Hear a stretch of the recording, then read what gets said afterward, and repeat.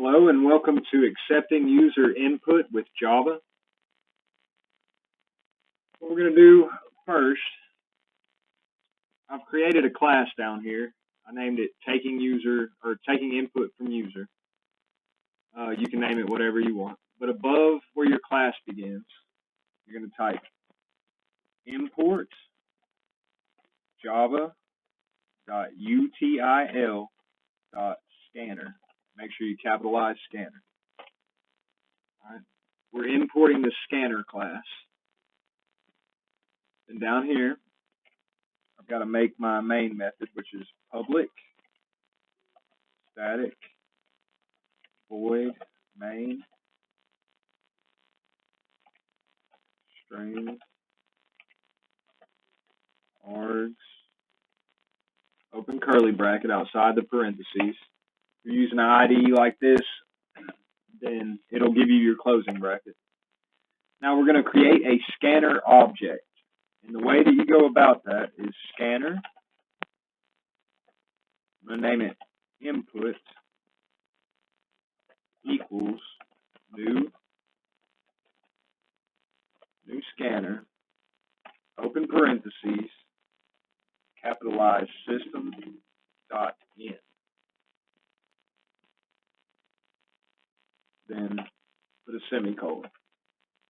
All right, we've created a scanner object named input. And we have told Java that we want that object to take input from the user. All right. So we'll say system.out.print open quotation, hello, what is your name? Make sure you put a space after that question mark.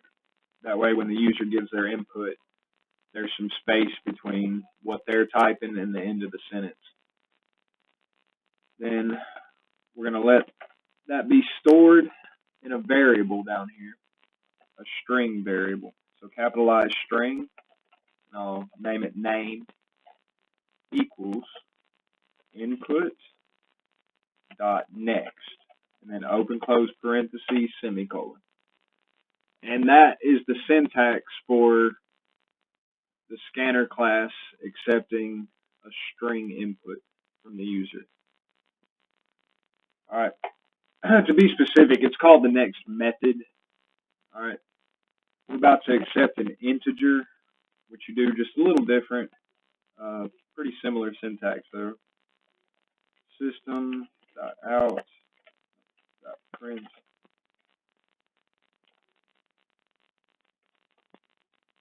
hello space, then outside your quotation plus name plus open quotation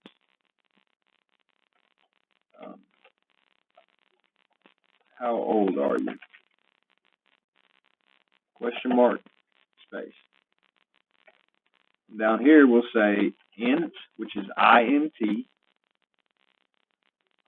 age equals input dot next int.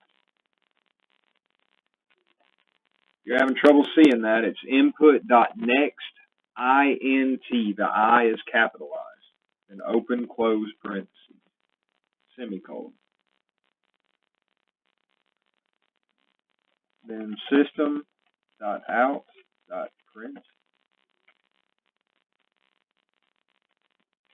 open quotation, what is your favorite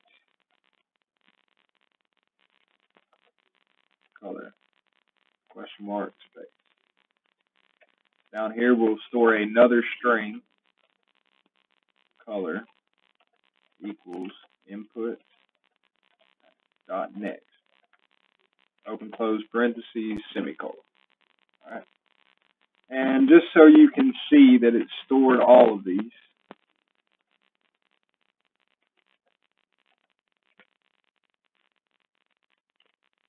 we'll say your name is space outside your quotation, put a plus name then plus, quotation, put a space there.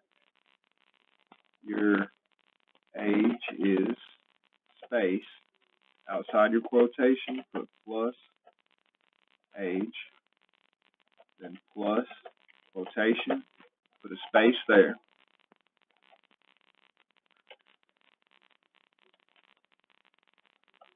Your favorite color is, put your space, then plus color. Then I'll add a period there. But when we run this, you'll be able to see that the program stops after our first string. We got hello, what is your name? We got it in our program right here. Well, now the program is waiting to receive this name variable. All right. So we'll give it a name. I'll say John, and then hit enter. Oh, I messed up. There should have been a space right here between the quotation and how. That's why it's all jumbled up. Let me rerun this now that I've done that right. Hit John. All right. Hello, John. How old are you? 29. What is your favorite color? Green. Your name is John, your age is 29, and your favorite color is green. So you can see that each time that we type something in, Java was able to take that input and store it in these variables. Okay? And with this being an integer right here, we could have done math with it. We didn't have to just print it right back out. This scanner class is very, very useful in programs that you need to take user input like that from. It allows them to answer a question or put in information, and it allows you to go ahead and code what to do with that information before you receive that information. Just like we were able to print this, your name is name, your age is age, and your favorite color is color. Because we were able to store that input in these variables, where when it printed out, instead of printing out name, age, and color, it printed out the values that those variables hold. All right. I hope that you understand the scanner class a little bit better. I hope it helps you in your future programs. Check out my website, straight2itprogramming.com, and good luck to you.